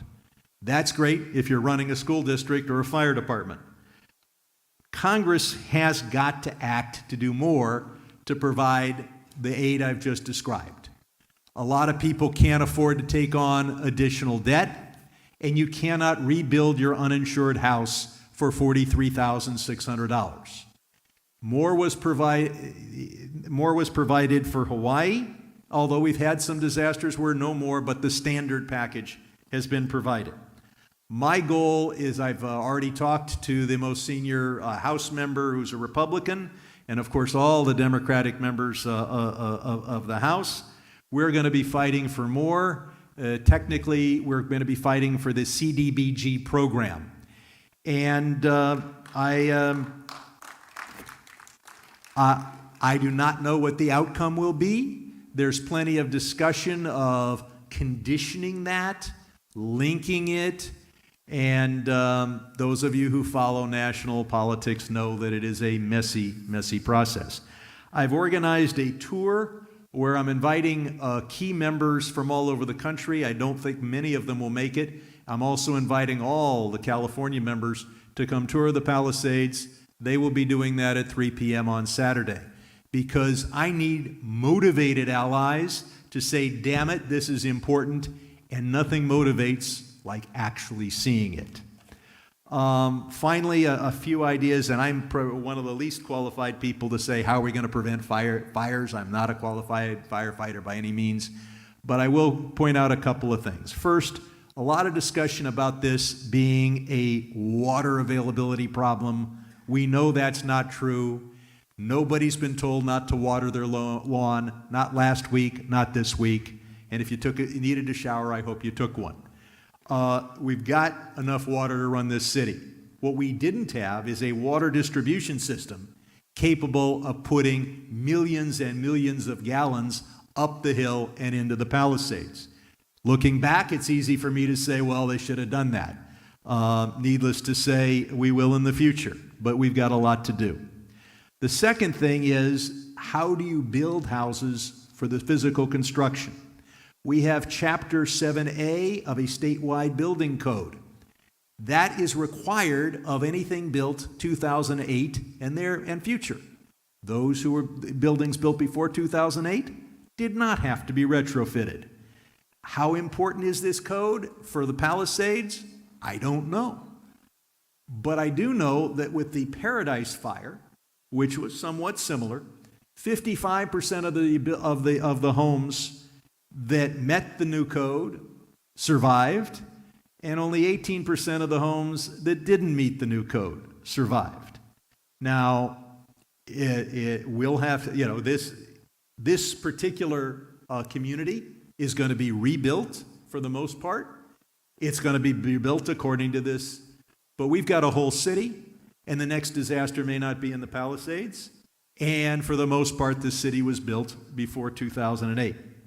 Another issue is what requirements we put on homeowners dealing with vegetation. A big issue is just what's within 5 or 10 feet of your home.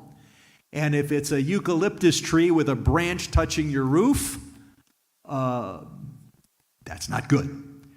And so I did a poll. Many of you are aware that I had 12,000 people on the line last night, and we did a poll asking, do you support the strictest possible enforcement on homeowners and invasive? And this is something we already have to some degree, but it doesn't happen all that often. And that is every home's inspected, you get a letter, you're told to clean it up, you don't do it, the government comes and rips out the bush that they told you was too close to your home, sends you a bill, and puts it as a lien on your house if you don't pay. That's the strictest program I can think of. Overwhelmingly, people who responded to that poll said, yes, that's what they want to see. So we've got a long way to go to prevent the next fire. We've got a long way to go to protect ourselves from, to recover from this fire. And I look forward to working with you every step of the way. My office is working 12 hours a day. We are at the center on Pico Boulevard, and our phone number is 818-501-9200. Thank you. California State Senator Ben Allen.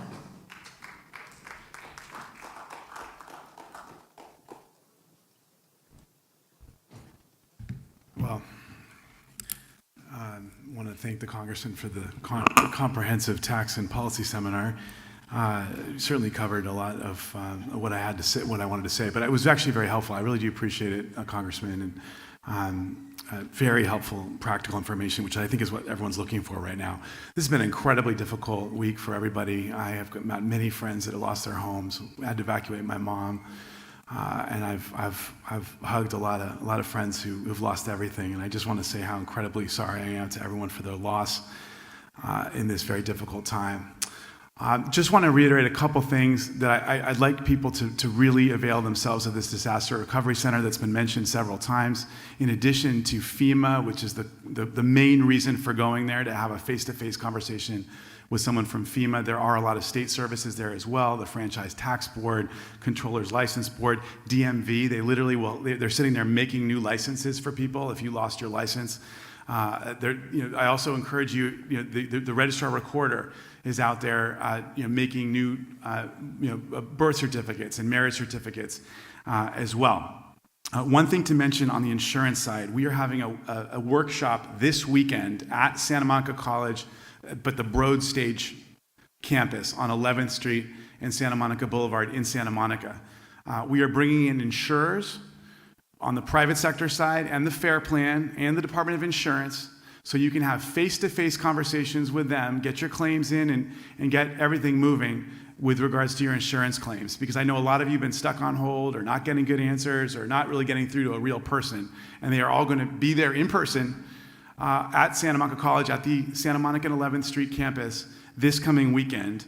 Walk-ins are accepted, but we encourage people to make appointments at 1-800-927-4357. That's 1-800-927-4357. Please call, make an appointment, and come on down and have an opportunity to talk directly to a claims person from whoever your insurer may be.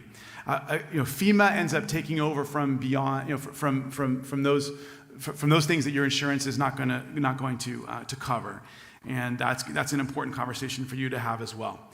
Obviously, lots of money coming down the pike from the federal government and the state as well. The governor just announced a big infusion of state money to help.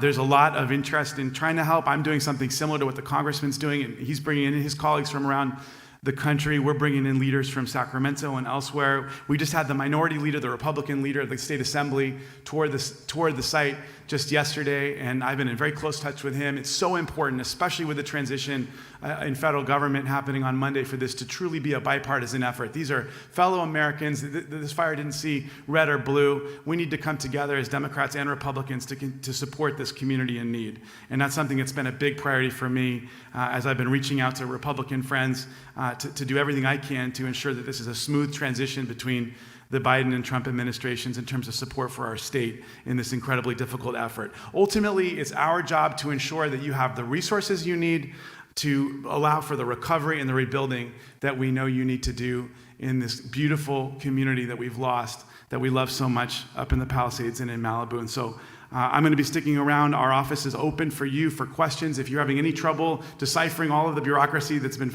thrown at you today, please don't hesitate to call us, 310-414-8190.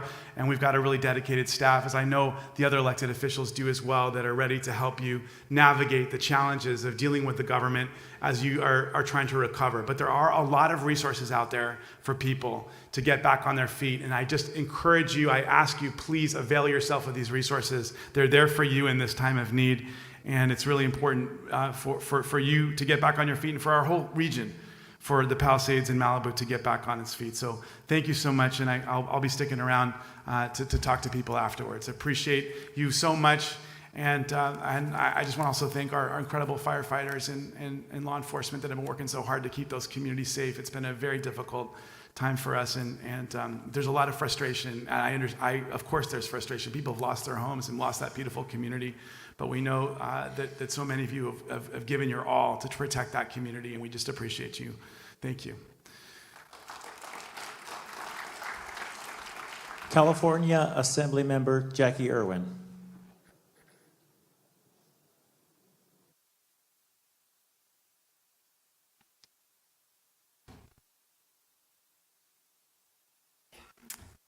Hi, everybody. I am the Assembly member that represents Palisades and Malibu.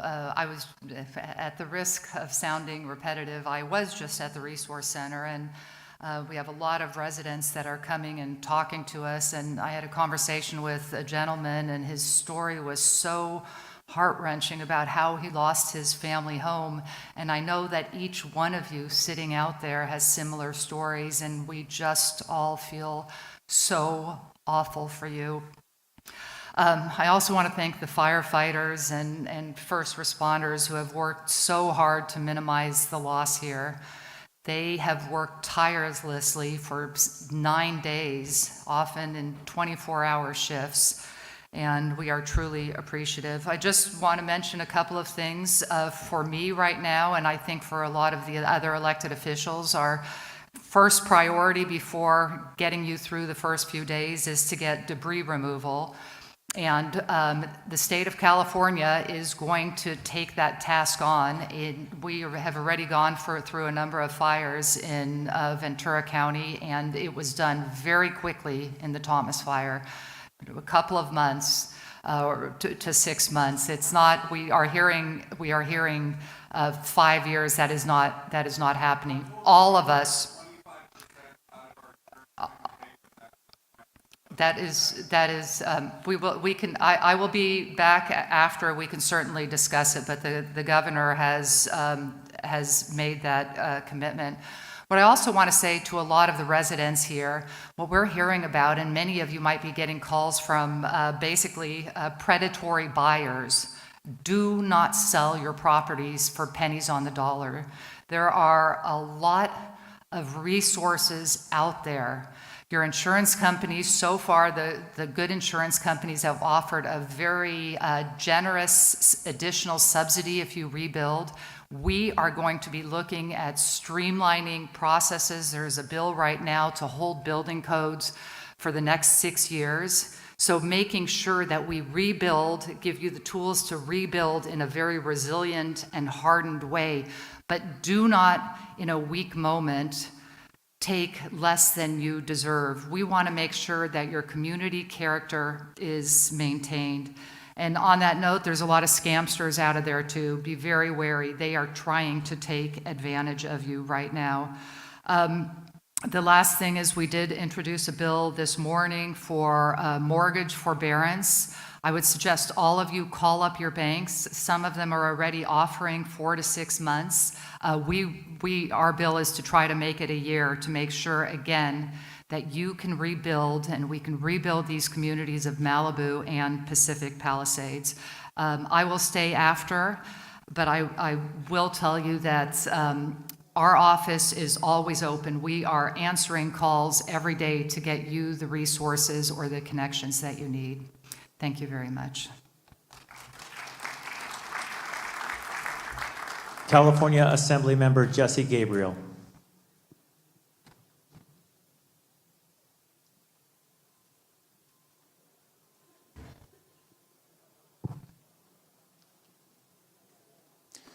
Los Angeles County Supervisor Lindsay Horvath.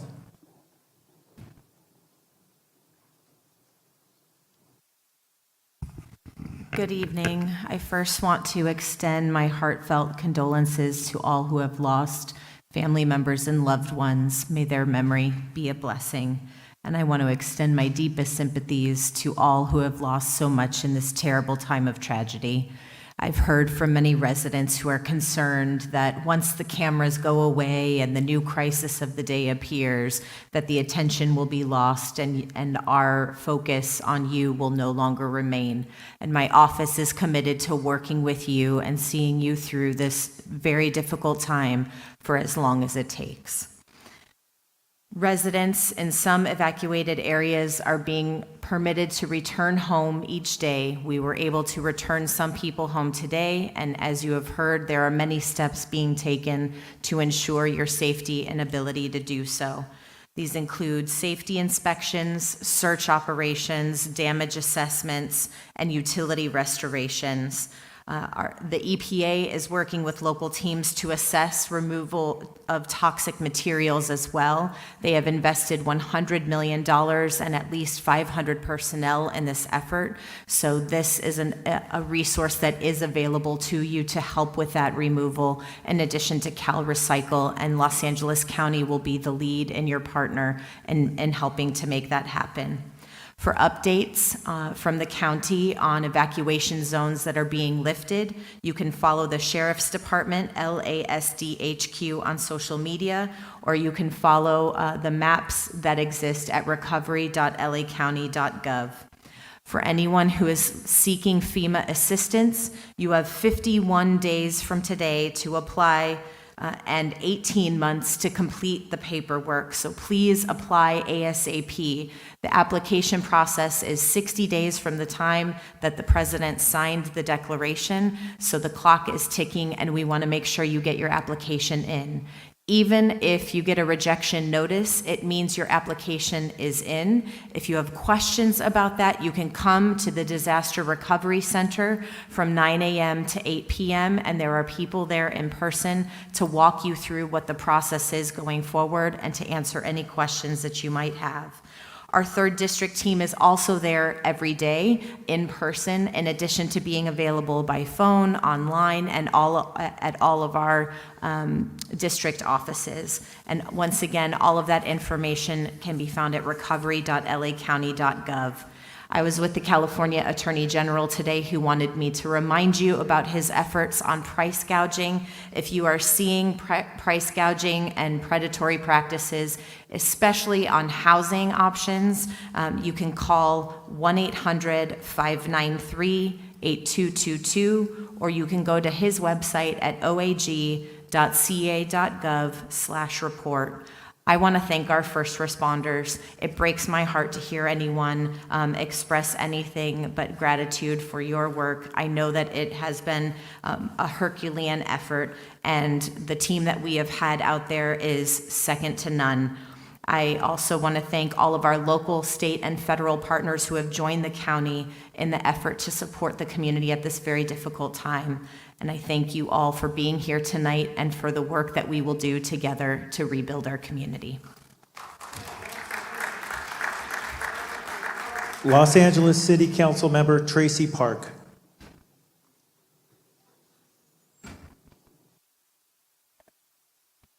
All righty. Thank you so much, everyone, for being here tonight. I'm Tracy Park. I represent the West Side, including the communities of Brentwood and Pacific Palisades. Obviously, these last 10 days have been the most horrific that we have ever experienced as a community and as a city. I want to acknowledge that in addition to the pain and the loss in this room tonight, there is a lot of anger and frustration. So I want to assure folks that we are working on the ground as quickly as possible to both get the fire under control, people home, and questions answered. I want to talk a little bit about the status of the evacuation zones and repopulation efforts as they apply to my friends and neighbors here on the West Side. For residents of Brentwood who are outside of the immediate fire impact area but are still in the evacuation zones, for Brentwood Park, if you live south of Marlboro, you have been permitted now to return home.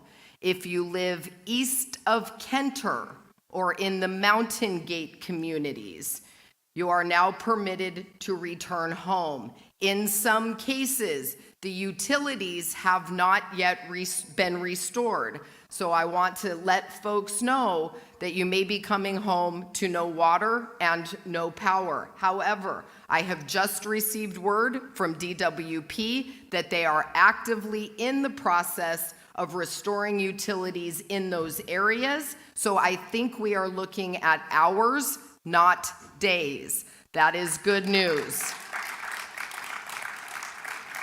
I have less good news for some other impacted communities in Brentwood and in the direct fire impact area. Unfortunately, in Brentwood Park, if you live north of Marlboro, or if you live west of Kenter, you are still in the mandatory evacuation zone, and I do not yet have a timeline on when returns are going to be permitted.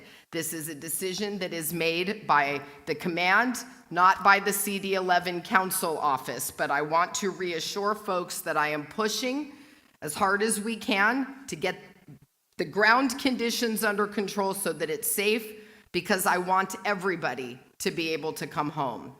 To folks in the Pacific Palisades who have not yet had an opportunity to come back to the area and to see if their business or their home is even still there, I'm going to ask for your continued patience and assure you that hundreds of utility workers and first responders continue to be on the ground addressing the hazards like broken water pipes, gas lines, downed electrical lines, downed electrical power lines, and search and rescue teams are still on the ground as well. I do not yet have a timeline when people are going to be able to get back into that immediate impact area.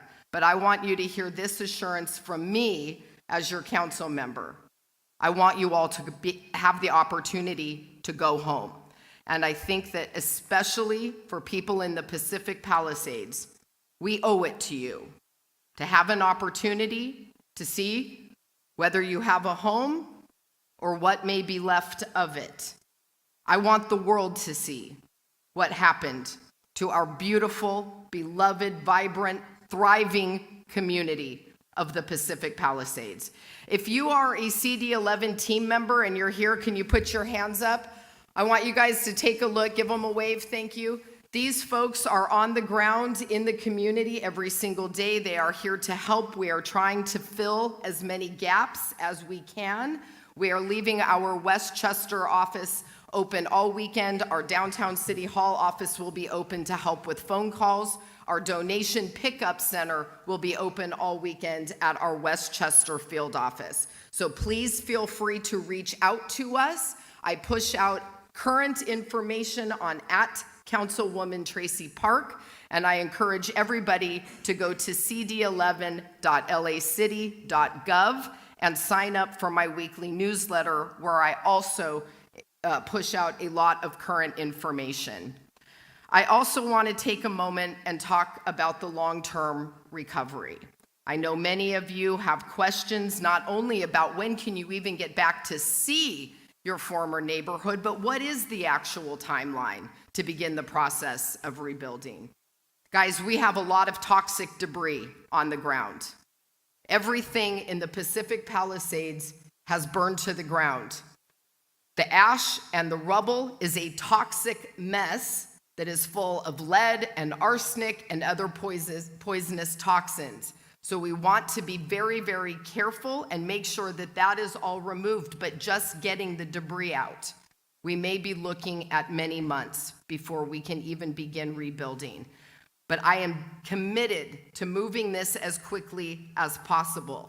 On Tuesday, our first day back in council since the fire erupted last Tuesday, I introduced a package of legislation, more than 24 motions, that will lay the framework for wildfire recovery here in Los Angeles. Among other things, this calls for an outside independent inquiry, an after-action incident review, because I think you all are entitled to transparent, clear answers about what happened with this fire. How did it start? What contributed to the causes? What went right and what went wrong? We are going to get to the bottom of those issues, and I am going to ensure that you have the answers. We have also created an ad hoc committee for Los Angeles recovery. This will enable us to bring structured management and oversight to all of the federal, state, county, and other assistance, as well as our own city departments. This legislation also includes long-term financing for infrastructure and facilities, and it also covers smaller things like the criminal conduct, such as looting and burglary, small business assistance, housing relief. You can go to my website for more information and follow along with me at the channels that I've already suggested to make sure that you have that information. My policy team has worked very closely with the cities of Santa Rosa and Paradise and Lahaina, and we are incorporating much of the best practices and lessons learned into the work that we are currently doing. I also want to let you know that we are working across city departments and state and federal jurisdictions to ensure that we are able to streamline the permitting and building process so that we can get folks home and the opportunity to rebuild in an efficient and effective way. I'm also going to just one last time mention the Disaster Recovery Center that is set up at the UCLA Research Park, the former West Side Pavilion. It is one-stop shopping for people who have been impacted by these fires, from applying for disaster assistance to meeting with the Department of Insurance, who, by the way, is your watchdog as a policyholder. They are there to make sure you get all of the benefits that you are entitled to. I highly, highly encourage all of you to meet with the Department of Insurance.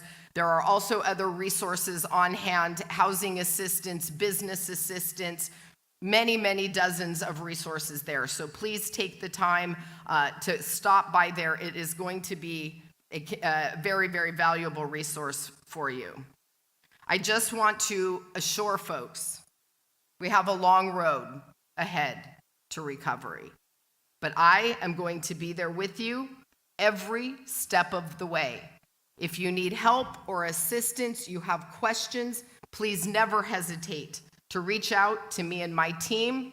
We are literally moving mountains to get you information and a pathway to get you all home.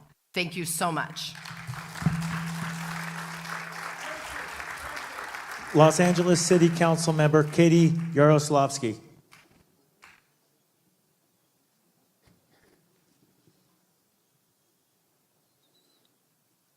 Mayor of the City of Malibu, Doug Stewart.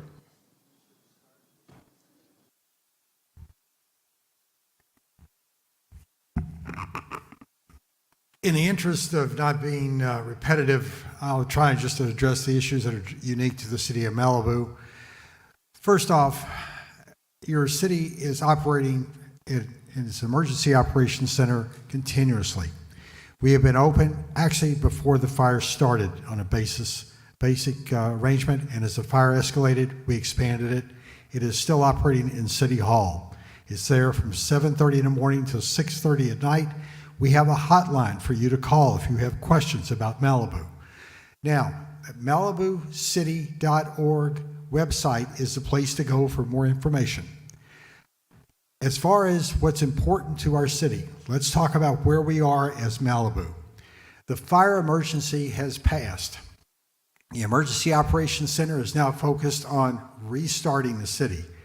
Everyone in the city was affected by this, not just the ones that were burned. We've gotten utilities turned off almost entirely across the city, and we're bringing those back online now.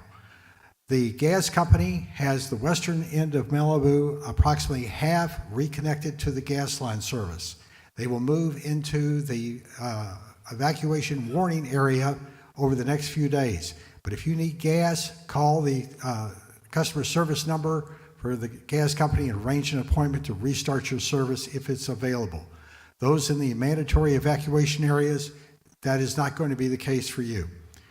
Now, as far as the restart goes, we're looking at having a town hall meeting. It's already set for next Tuesday night at Malibu High School. We want our residents to come, and you'll have an opportunity to voice your concerns, have a conversation, two-way conversation with the city officials and the officials, whether they be the fire department, highway patrol, sheriff's department, across the board. This is an opportunity for us to have this two-way dialogue. But if you have a question or an emergency or you need additional information, call our hotline number. The number is on the website. We also have a local assistance center operating in Malibu, and we understand the difficulty of going to the West Side Pavilion for people. If you can call the hotline number, we can direct you whether the local assistance center can help you or to go to the West Side Pavilion. Now, one of the big questions is not just repopulating Malibu, but how do you get down PCH Highway? That is going to be a long time coming. I made a tour of the city this afternoon just to see where the conditions were on PCH. I can tell you the roadway is in place, but the amount of work that's taking place on all sides of the roadway are going to preclude us from having that open within days. It's going to be perhaps weeks. I don't have a good date for you. I'm speculating even at this. The amount of work that's being done by the utilities people, they've got poles going in place, wires are being strung, not to mention debris removal on the sides of the roads. The damage from Topanga to Carbon Mesa is extensive. There is going to be a lot of debris removal. It's going to take time. It's going to need access to get in there to do it. We also have concerns about being prepared if it's going to be a rainstorm. The hillsides in Malibu are extremely burned. For the firefighters, they know that there's a glaze that goes on heavily burned soil, and if we have a rainstorm, this is going to be almost catastrophic if we're not prepared for it. A lot of the work that's being done right now in the recovery portion is to get ready for rain, not just to remove the debris. And as far as the restarting of rebuilding, we already have a team put together to start the rebuilding process. We hopefully will be able to give you some details on Tuesday night about how this is going to operate, but we're relying heavily upon the governor's recent statement about having rebuilds accelerated, especially as they are affected by the Coastal Commission requirements and environmental requirements. And a rebuild, by the way, is existing property plus up to 10%. You'll see additional information as we get closer to Tuesday. But we're working diligently on this. Your city staff has been active from the moment this started. And I want to thank not just the firefighters, the Sheriff's Department, the Highway Patrol, the National Guard, but I also want to thank the volunteers that we have in the city of Malibu, the Community Brigade, which helped fight the fire during its initial start and is working even today, our volunteers on patrol, as well as our nonprofits. You have come together to make Malibu exactly the reason why we live there. It's a small community, it's friends with neighbors, neighbors to neighborhoods, and now we have this larger expansion of neighborhood, which is our communities of the Palisades and beyond. Thank you all for listening to me. I want you to know the City of Malibu staff is here for not just the residents, but also our business owners that have got their businesses shut down. I'm in conversation already with state assembly members and state senate people to see what we can do to assist the businesses. We are trying diligently to get Malibu reopened again and on normal footing and get you into your homes that have been burned out as fast as we can. It's not going to be quick. It's not going to be easy. We're going to do everything we can and move it along. All I can do is promise you our best efforts, and all of us are going to be here to support you, no matter whether you've got your home, your business at loss, or you're just having to suffer until we can get things back to normal to allow you to actually have a life in Malibu. Thank you.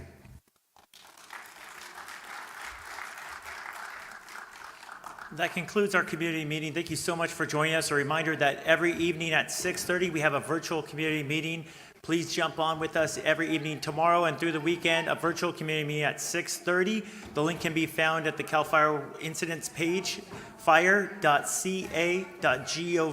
and click on Palisades Fire. You'll find the link there along with a lot of great other information. Thank you. Have a great night.